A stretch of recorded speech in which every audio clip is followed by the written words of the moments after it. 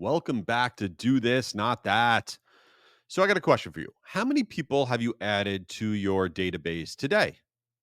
I bet you don't know the answer. And you know why that's a problem is that did you know that on an annual basis, the attrition rate for your database, your email database, is at least 20%? That means 20% each year of your database is going to disappear. The email address is going to be dead, not deliverable, unsubscribed, gone. HubSpot actually says it's 22% annually. And Get Response Campaign Monitor say for both business and consumer databases, it's at least 25%. So, what we're going to talk about today is what are we going to do to grow our database every single day, have always on programs growing our database? Because if we're not growing our databases while we're sleeping every single day, then our databases are shrinking every day. And then we're going to go out of business. And we don't want to do that. I mean, literally, on a monthly basis, you are losing 2 to 3% of your database. So each day we need to be doing something. You need an always on program. And the thing that always makes me laugh is as marketers, what do we have? We have always on programs, our marketing automation streams, our drip streams. We're firing off emails all day long while we're sleeping, all this stuff. So we have always on marketing programs, but do we have always on database growth programs? And we need it. It's so crazy because we're going to wind up with no database, and that's a fail. So let's talk about first of all, why do people fall off your list, right? And that's not what we're going to try to solve for. They're going to fall off your list no matter what. People change jobs, their email provider switches, they unsubscribe, a mailbox is full, you have a bad setup with your email sending platform, and you're getting bounced emails that shouldn't be bouncing, 100 other reasons. I don't care about the fact that your database is shrinking.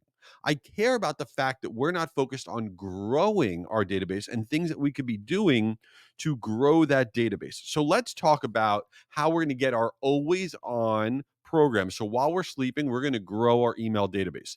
The first thing we have to always put in our mind is, and I know I'm not going to have a lot of fans after I say this, but that's okay. Collect as little information as humanly possible. This is probably one of the biggest fails in marketing on all of our forms, right? On our landing page forms, on our newsletter subscription forms, on any form where somebody's filling something out, we of course want to get as much data as humanly possible from the person filling it out. But guess what? Nobody wants to give us the data, right? So we know, for example, that 3 field forms on a landing page, website, whatever, versus a 6 field form. 3 field forms have a 45% higher average submission rate. 1 field forms, if all you collect is just the email address, have an 80% higher submission rate than if you have more than 1 field, right? I'm a big fan. Just collect name, email address, maybe country if you need it, get the opt in. That's it.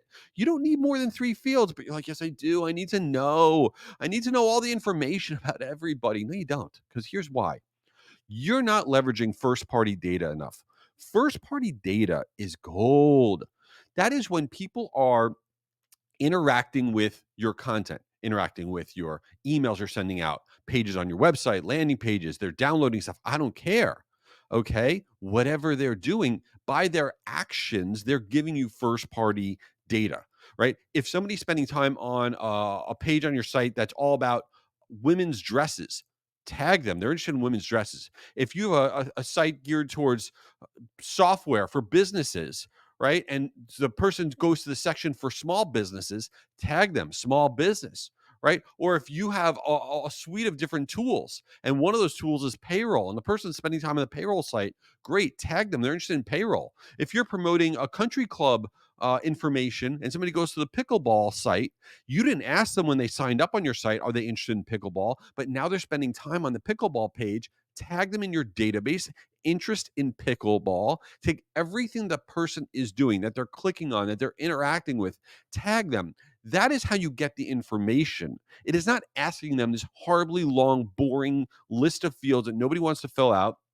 And it is crushing your data collection. Now, how are we actually going to have always on programs where people are actually giving us their information? First off, we have to get over the fact that you don't like pop-ups. Who cares that you don't like pop-ups? Nobody likes pop-ups on a website, but they work incredibly well. And nobody ever leaves a website because a pop-up was popped up. What we do though is we give that email address to get the 10% off. We give that email address to give that amazing piece of content, right? So you want to have some version of either a website pop up when someone comes to your site, right? Pops right up. Those have a 7% data capture for first time visitors when you pop something up right when they come to your site. But if that's too aggressive for you, you don't like it, okay, whatever, you got to be testing timed pop ups.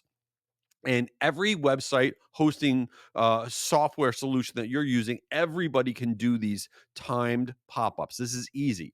So if somebody's spending time on that women's clothing page for 3 minutes, you can pop something up, says, hey, put your email address in here, get 10% off women's dresses. If somebody's spending time on that payroll software page, you could pop something up, says, put your email address in, we'll give you the 7 tips small business owners need to know for payroll solutions.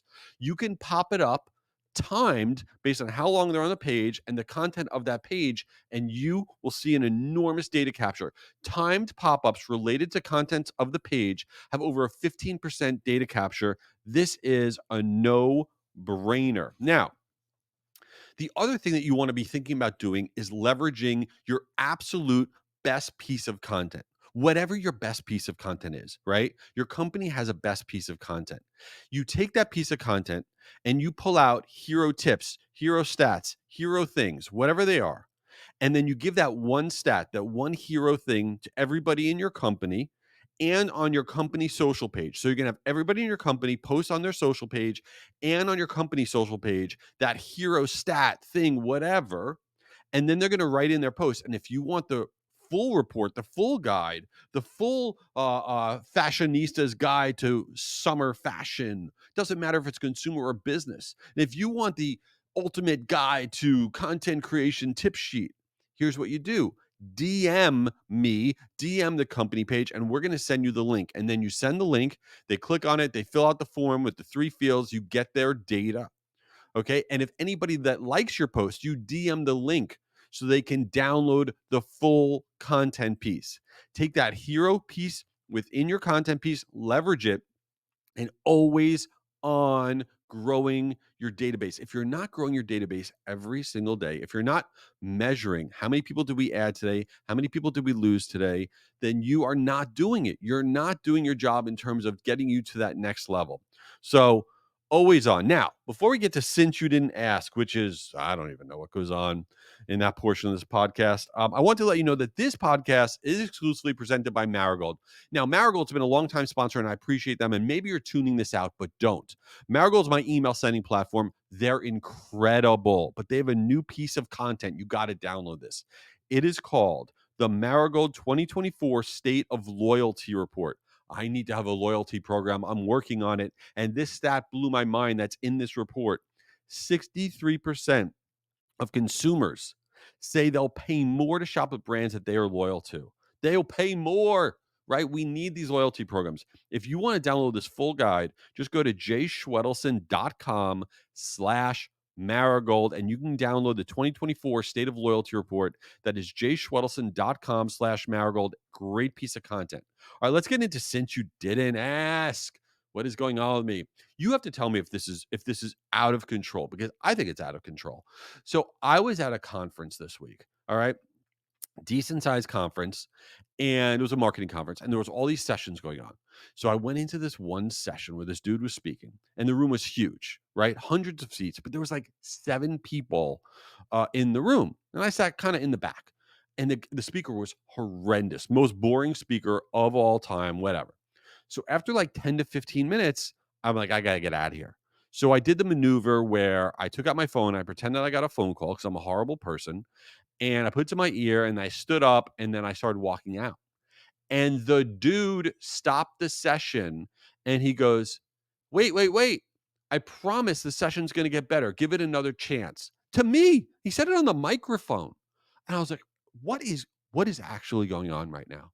So I gave him a big smile. I go, okay, okay. And I sat back down because I felt terrible.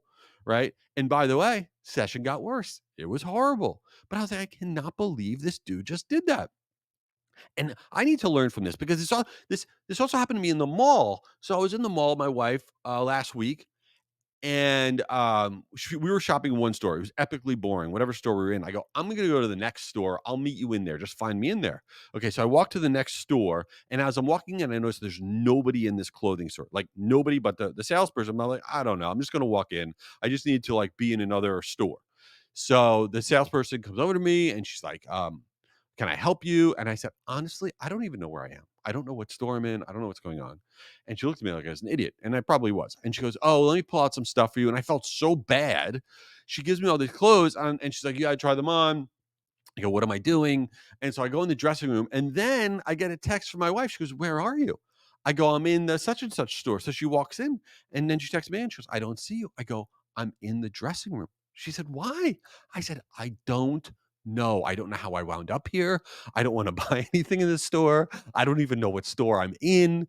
Save me, help me. In general, I need to avoid large rooms and stores where nobody else is in them because clearly I am dysfunctional. I am doing the wrong things. I don't know what's going on. I don't even know what I'm talking about.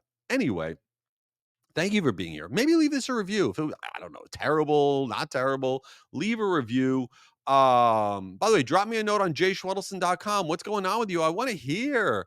And register for Guru Conference, the free virtual email marketing conference that I'm putting on guruconference.com. We're going to run out of virtual seats. Come on, register. You're awesome. Appreciate you being here. Later.